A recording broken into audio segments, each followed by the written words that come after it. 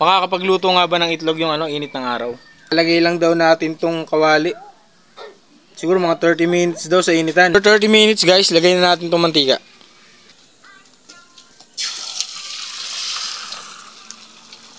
Nakakaluto nga talaga ng init ng itlog yung init ng araw. Dahil nga trending na trending to at sikat na sikat, no? Tingnan nga natin kung totoo nga bang makakapagluto nga ba ng itlog yung init ng araw. Ayan, no?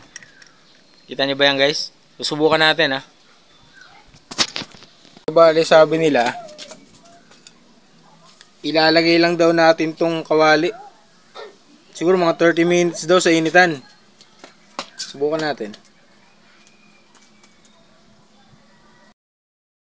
Yun, so after 30 minutes guys, lagay na natin tong mantika. Yan. Yan. May mantika na. Grabe, init talaga dito guys, ha. Yan guys, so hindi natin isi-sunny side up yung lulutuin nating itlog. Baling gagawin natin, i-scramble egg natin. Panoorin nyo ako kung paano diskarte, ha. Yan. So,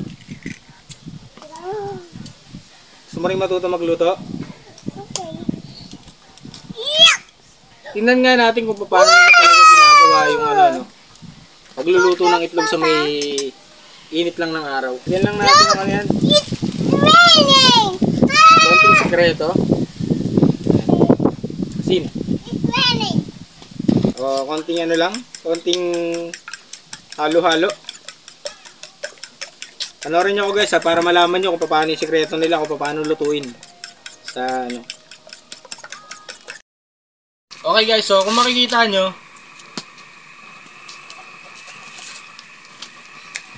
tinanggal muna natin sa initan yung kawali, no? Tapos isinalang natin dito sa may kalan. Isasalang natin siya hanggang sa tingin natin mainit na, no? Kasi ang totoo, hindi naman nakakaluto ng itlog ng araw. So antayin natin maging mainit, tapos ibabalik natin dun sa arawan, tapos bibidyoan na rin natin. Ganun yung kalokohan nila na nakakatosta ng baboy at saka manok. Okay? Yun, so mainit na guys, no? Gagawin natin, papatayin natin tong kawali. Tapos siyempre, alis ka dyan. Ibabalik natin yung kawali dito sa kung saan natin ginawa. Okay? Ito sa kawali. Ako. Tapos, i-testing na natin. Kunyari, nagugulat tayo na makakaluto yung init, no? So, sabay-sabay natin tignan. Kaya.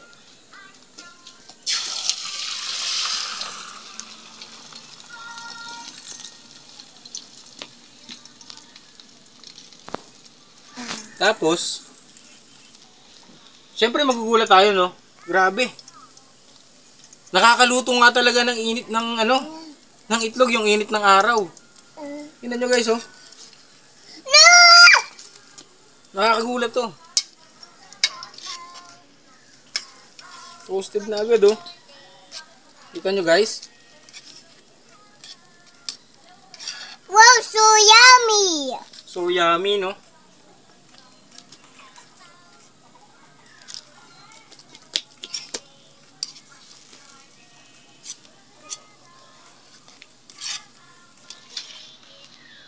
Yan, oh. Kita nyo guys, init lang ng araw yan, ha. Hindi pa nga masyadong na-toasted, eh, oh. Samantalang na yan, 150 degrees Celsius na yung kulo na kanina. Pero dahil juicy na siya at luto na, tanggalin na natin. Tama-tama lang to, ano? Patayin mo na. So guys, nakaluto nga tayo ng itlog at kitang-kita nyo naman, hindi siya natusta kasi nga, dinaya lang natin. Yung init ng kawali, ininit natin dun sa may kalan ng 150 degrees Celsius na tingin ko rin kasi.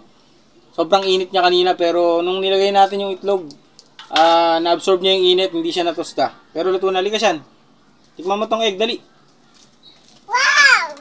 Ayun, luto na siya guys, oh.